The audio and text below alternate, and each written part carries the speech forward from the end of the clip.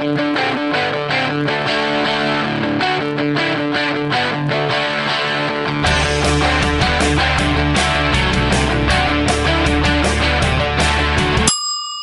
Amy Hall, and you're listening to Stand to Reason's #STRask podcast.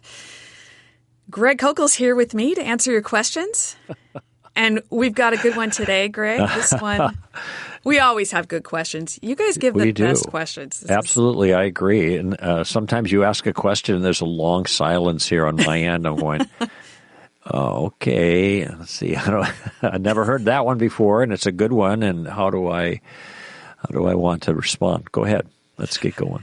So this question comes from K, just the letter K. And I think there are a few different elements to this, so this might even take us the whole time. We'll see how it goes. But here's the question. How should Christians approach some of the arguments in Richard Dawkins' The God Delusion? So there's the first one. How should you approach the arguments? And then Kay gives some examples. For example, the argument that the New Testament Gospels are flawed and unreliable and that Christianity isn't based in science. Okay. Pardon me for laughing, but I'm just thinking about the challenges. The challenges, Richard Dawkins' challenges are so shallow. It's and I will explain that. I'm not just putting him down. They're shallow. All right. So I got three pieces here. Go ahead. Oh, I was just going to say, let's start with the idea that you come across a challenge that you don't know. You're kind of thrown off. Well, how do you approach that? Yeah, the general with any writer, whether it's Dawkins or Hitchens or Sam Harris or Daniel Dennett, those are the more well-known new atheists, so to speak, or any others. You have to. They're in their speaking and in their writing. There's going to be flourish. There are going to be ideas written with a flourish because they're good writers. They're also good logicians. They're good rhetoricians. This is what I mean, not logicians. In other words, they don't always think well, but they sound persuasive. So how do you deal with all of that when it comes down? And I've said this a number of times in different ways and different things I've written, but it comes down to taking each piece by itself. So any particular challenge, take the challenge by itself. All right?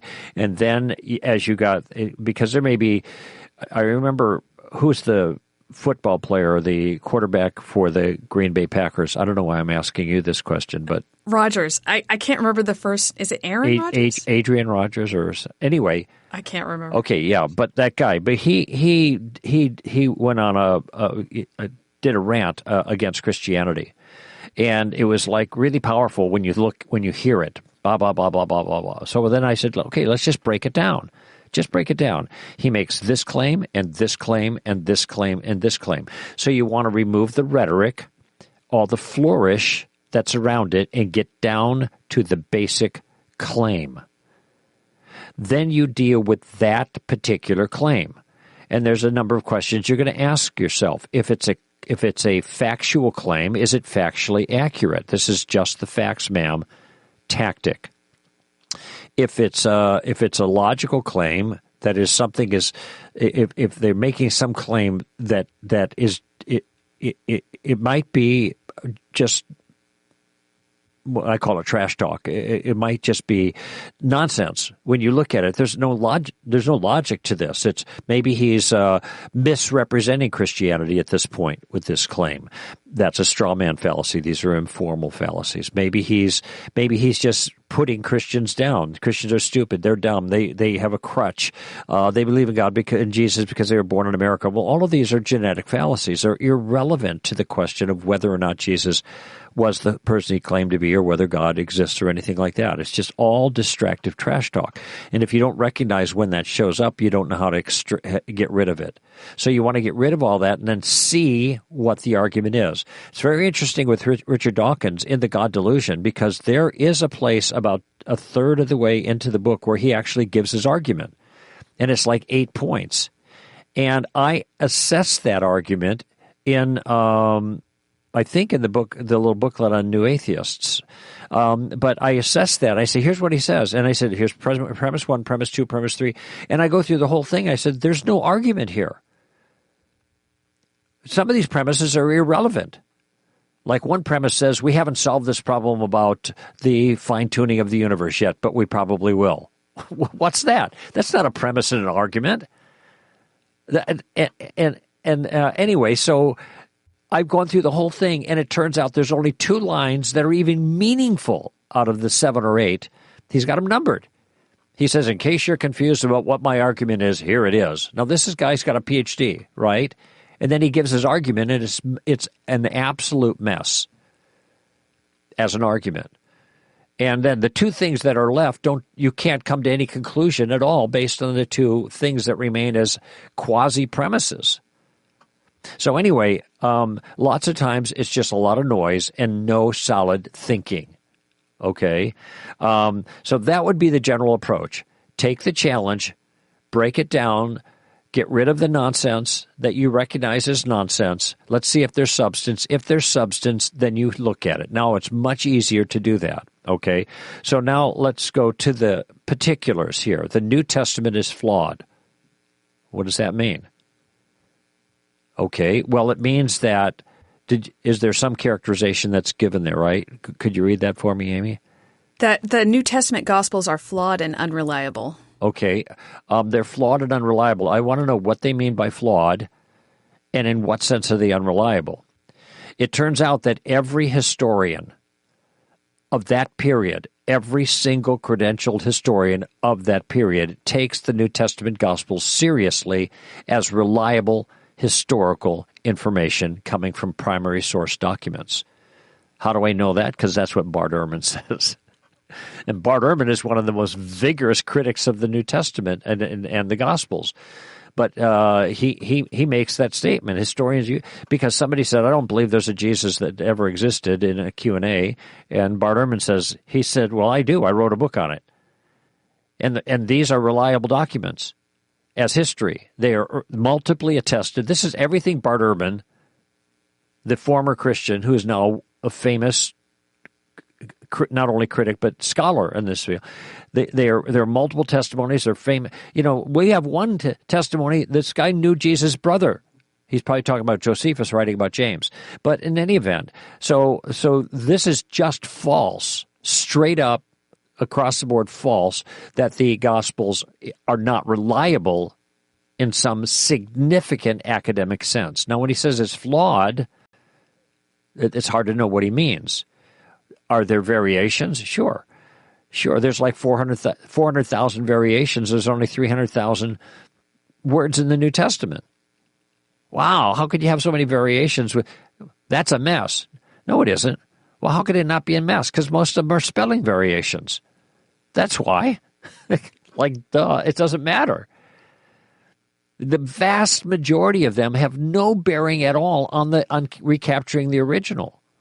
And you can go through the process, and I wrote a piece on this that's on our website. But it turns out that it's one thing to just, wave a hand like that, like Dawkins does a lot, and make this particular claim and verifying the claim. Well, the devil's in the details here. And Bart Ehrman, even with his respect for the historical reliability of the Gospel, still is concerned about changes. Okay, and when he wrote his first book, Misquoting Jesus, he talked about these kinds of variations, and there are variations. But what's interesting is at the end of that book, here are like the 10 verses that you thought were in your Bible but are not in your Bible. Okay, and it's got the long ending of Mark. Well, everybody knows that's not reliable, and it doesn't have any theological significance at all. Well, what about the woman caught in adultery? That's in our Bibles in the end of John 7, beginning of 8, I think. Well, everybody knows, who knows anything about it, knows that that's probably not authentic. It shows up in different places, in different manuscripts. So what? There's no theology in that anyway. We know that there have been... Pardon And me? most Bibles will say that. Yeah, They'll mine have does a that. footnote. Exactly. It's a marginal rendering and not in earliest manuscripts. So, what's really interesting about this, and this kind of makes the point on the Bible being flawed, if you're talking about textually flawed, is at the end of his book, he's got here this appendix that has the verses you thought weren't in the Bible, the verses you thought were in the Bible that weren't in the Bible. And almost every single one of them I recognized, first of all. So I never thought those were in the Bible. Okay. Secondly, how does he know they weren't in the Bible?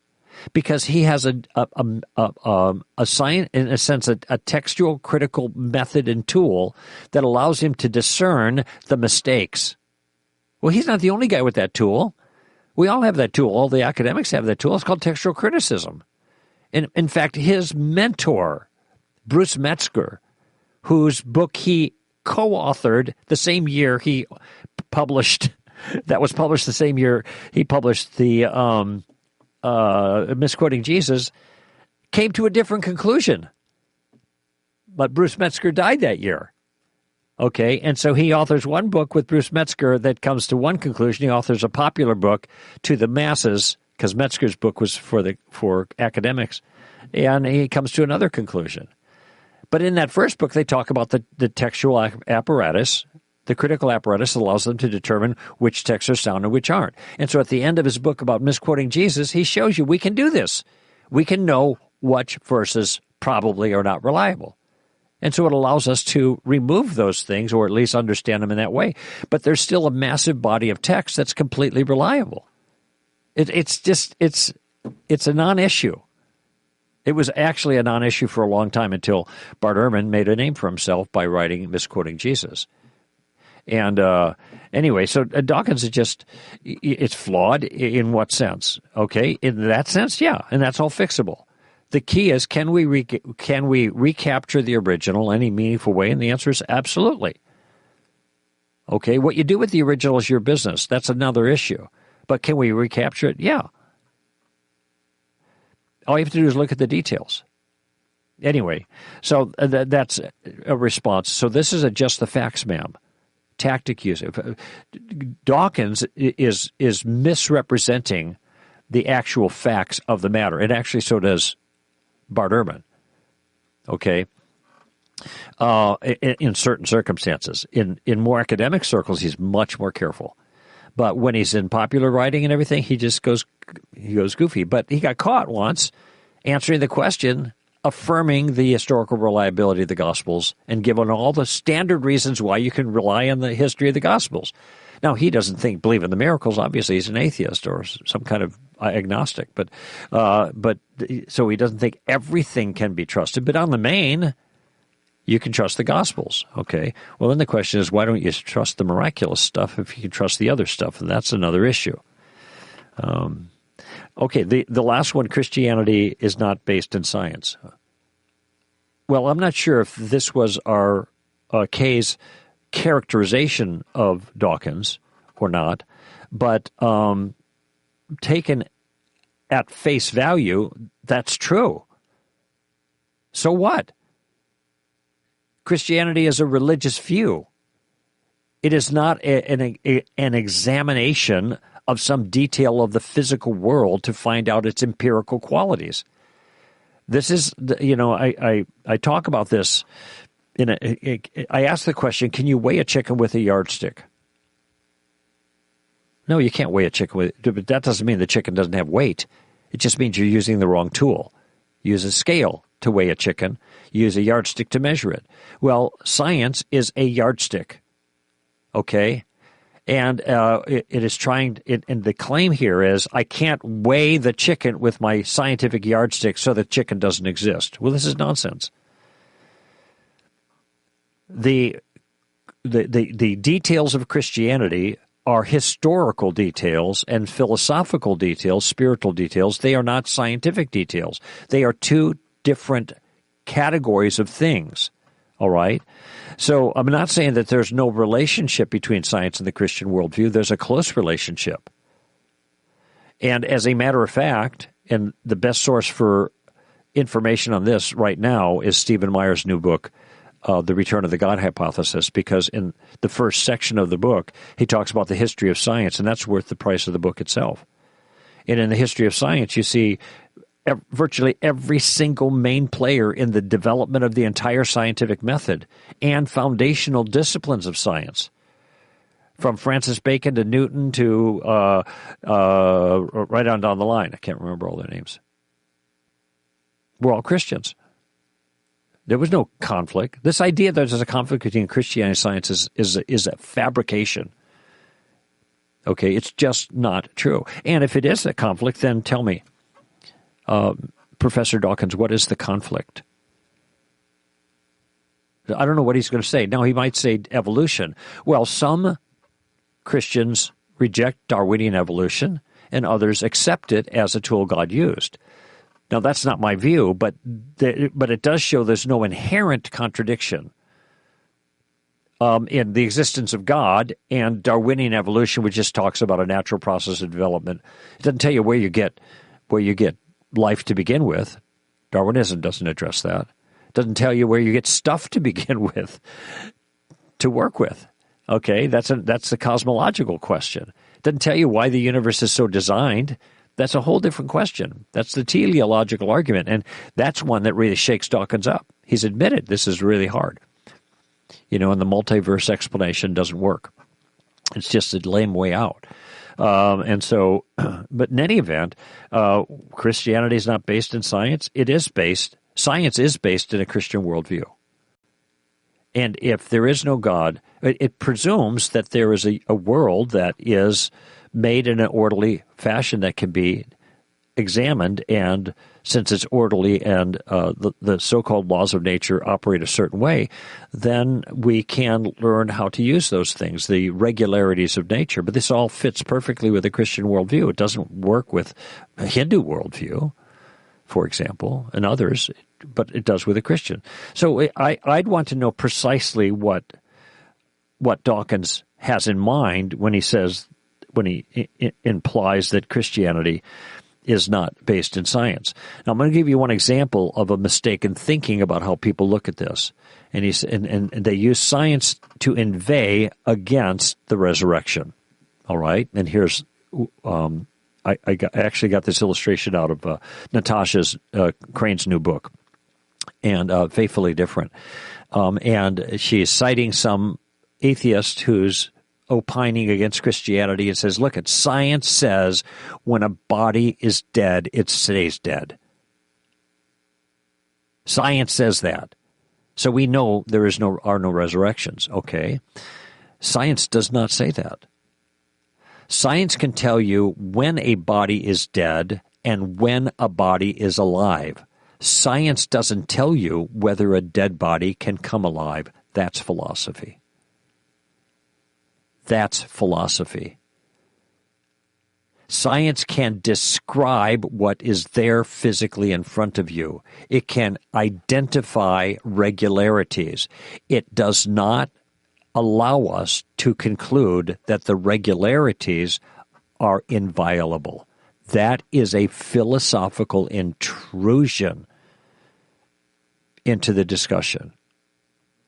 And this kind of thing is done all the time. People are assuming metaphysical materialism and imposing it on science. None of the founders of science ever assumed that. None of them. So what often passes as science versus Christianity is not science at all as a methodology. It is science as an applied metaphysical philosophy called materialism. That's why when you say, well, you can't have God because God's not science, that's philosophy. That is philosophy. But it's a shell game. It's a trick getting people to think, well, the Bible's not scientific. And by the way, there's another thing that's folded into there, and I'll let you jump in, Amy, is the idea that science is the thing you can rely on to give us true information about the world, but you can't rely on anything else. Well, the problem with that view is it defeats itself, because science doesn't work. Here's the way I put it. I can't believe in God. Why not? Well, there's no scientific evidence for him. Okay, well, you shouldn't believe in science either. Why not? Because there's no scientific evidence for science. Science doesn't support itself. Philosophy supports science. It's called the philosophy of science. That is, there's a whole bunch of things have to be in place for science to even begin as a discipline. And those things that are in place are not scientific. They are the things that are required for science to work. Like an existence of an empirical world, for one, and the regularities of nature, for two, and the ability of the reliability of our sensory organs to perceive the world as it actually is. That's three. And reason and rationality, that's four. None of these are science. These are all things that science requires. So if science is the only thing that gives us true information about the world, what are we going to do with all these other things that are not scientifically validated, that are required to be in place for science to work? I mean, these are the kind of things that people don't think about who make these statements, like Richard Dawkins. Okay, and it just affirms what Einstein said, that scientists are lousy philosophers, which is true, but it doesn't keep them from doing lousy philosophy. Well, I don't have much to add to that, Greg, but just to reiterate, science can only measure regularities. It can only measure things that are caused by forces that are repeatable, that you can test, that you can measure. And whenever you have agents involved, in history in particular, you can't do experiments to find out what happened in history. That's impossible because historical events are initiated by agents, not by natural forces. And since Christianity is a religion that is based on God working in history, you can't discover that by scientific experiment. But as you mentioned, Greg, that's not the only way to know things, and that's not the way we know history. That's not even the way we know science. Right, exactly. So I just want to conclude by saying, Greg, taking this right back to the beginning of the question and tell people that we actually have a post on our website where you wrote about this approach when you find something, you find a claim against Christianity. And the title of the post is, "Try this simple 3-step maneuver when you're hit with a barrage of objections." And by the way, I checked. It is Aaron Rodgers. Aaron Rodgers is the name.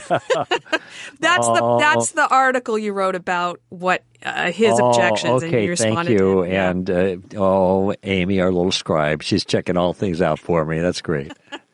So just to sum up that approach, you slow down, and then you isolate the objections, and then you assess the challenges one by one. So that's the very briefest explanation there of the 3 steps that you'll find in that post that Greg described at the beginning of this episode. So, Greg, I was right. That one took us the whole time. Mm-hmm. So thank you, Kay, thanks for a great question. This really applies to everything. It does. Being able to respond, to know how to respond, is so crucial. And that's why I really appreciate all the work that you've put into this whole enterprise, Greg, of tactics. And because not everyone has the answers. Not everyone's going to know all the information you just gave, but everyone can break down the arguments and look them up and work on each one by one. That's right. Which is what I did. So how do I get this backlog? Of just by doing this, addressing these things and writing about these things, like with Solid Grounds or mentoring letters. Any individual thing like misquoting Jesus, ? Was the piece I wrote in the Solid Ground a number of years ago about Bart Ehrman's approach to the New Testament, showing his conclusions are flawed.